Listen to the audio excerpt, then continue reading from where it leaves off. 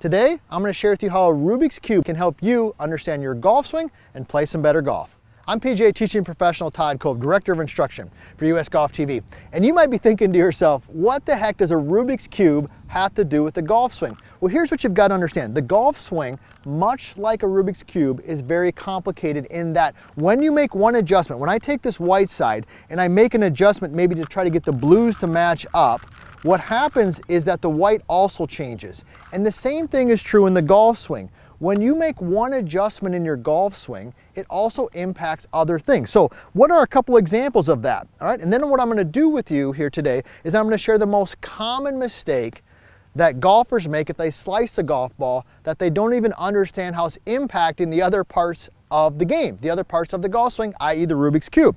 So when you move your ball position, that impacts contact. When you change your grip, strong, weak, that impacts club face position, all right? All those types of things are interrelated. So let's think about this for a second. If you slice the golf ball, which is probably maybe a lot of you out there watching this, all right, and I'm a right-handed golfer, if I hit a couple shots that slice to the right, a natural, intelligent person would think, well, you know what?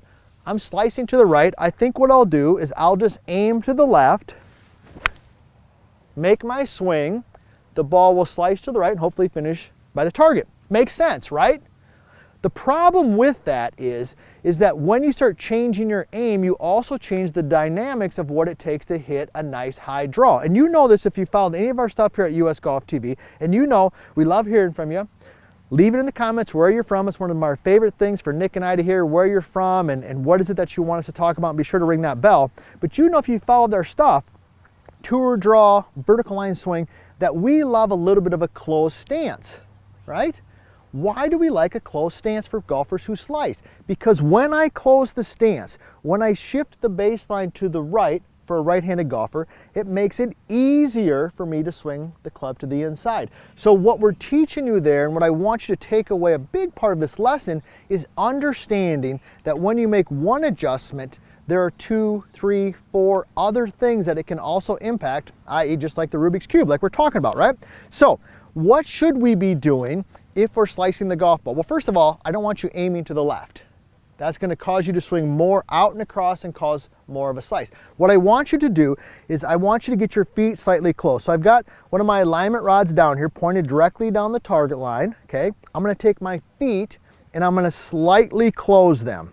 So you can see here how my lead foot, my left foot, is slightly closer to the alignment rod than my trail foot. This sets me up slightly from the inside. The next thing I want you to do is move the ball back slightly in the stance. So I've got a 7-iron right here, okay?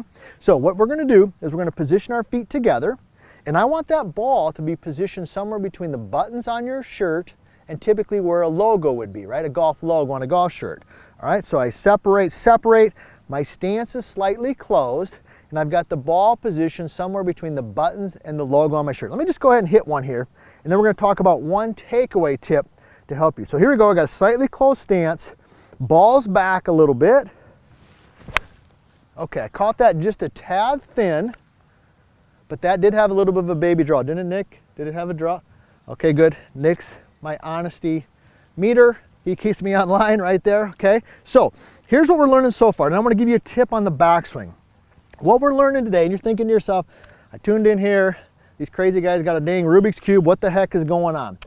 What I want you to understand is that when you make one adjustment, grip, aim, ball position, it also impacts other parts of the golf swing, and you have to have a good pathway to navigate that. That's hopefully why you come to us here at US Golf TV. We can navigate that Rubik's Cube for you. We can kind of navigate that path, all right? So what about the takeaway? What's a tip I can do in the takeaway? Well, I know this. Typically, if people are hitting a slice high to the right for a right-handed golfer at impact, their club face is probably slightly open. Not all the time, but usually, right? So we've talked about aim with the feet. We've talked about ball position. What I want you to focus on the takeaway is when you take that club back, I want the club face right here. Nick will kind of zoom in on it for you right there. I want that club face to be at what we call 45-degree angle. You can kind of see that, right? This would be good. This would be bad. See, it's open. This would be too close. That would also be bad. So 45 degrees is that good position. So let's tie it together. Here we go. I've got my alignment rod for my target line.